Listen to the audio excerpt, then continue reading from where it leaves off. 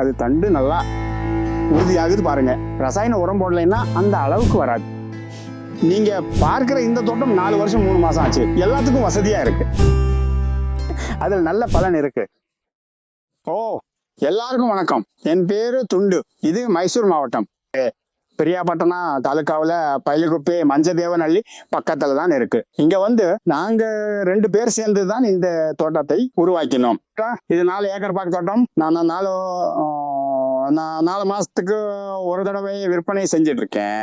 அப்புறம் இந்த 100 தோட்டம் அப்படி பாருங்க. இது 4 வருஷம் 3 மாசம் ஆச்சு. இந்த மாதிரி பராமரிச்சா எல்லாத்துக்கும் வசதியா இருக்கும். இப்போ டாக்டர் சாயில் போட்டதுக்கு அப்புறம் இந்த பாக்கு மரத்தண்டு நல்லா உறுதியா நிக்குது பாருங்க. செம பலன். வயல்லையும் பாருங்க செமையா இருக்கு. நல்ல விளைச்சல் இருக்கு பாருங்க. நான் ரசாயன உரம் போடுறதே இல்ல. டாக்டர் சாயில் தவிர வேற எந்த உரமும் போட மாட்டேன். அப்புறம் மாசத்துக்கு ஒரு தடவை டாக்டர் சாயில் போடுறேன்.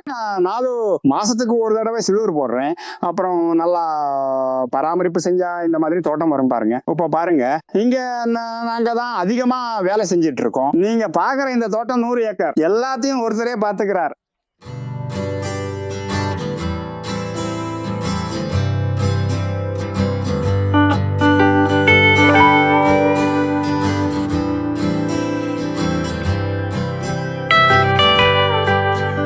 அப்புறம் 3 மாசத்துக்கு ஒரு தடவை ஒரு சுழற்சி செஞ்சுக்கிட்டே இருப்பேன்.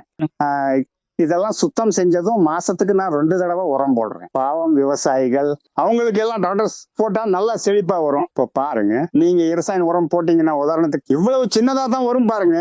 அப்புறம் செடிக்கு உரம் போட்டா ஒரே தடவையா போடுற கூடாது. இப்ப பாருங்க, டாக்டர்ஸ் போட்டதும் தண்டு பெருசா இருக்கு. அப்புறம் பாருங்க, இந்த உயரம் குறைந்தபட்சம் இருக்கு பாருங்க. நான் டாக்டர்ஸ் போட்டதுக்கு அப்புறம் உள்ள நல்லா சாரம் ஏறும். உங்க ரசாயன உரம் போட்டா சாரம் ஏறாது. அந்த சாரம் வரணும்னா உங்களுக்கு கீழே எந்த உரமும் கிடைக்கலன்னா அதுவே ஒரு நன்மை பாருங்க. அதுதான் வித்தியாசம். நம்ம விவசாயிகளுக்கு எல்லாம் நீங்க வெளியே தோட்டம் வச்சிருக்கீங்க, டாக்டர்ஸ் போட்டா சிறப்பா இருக்கும். நன்றி.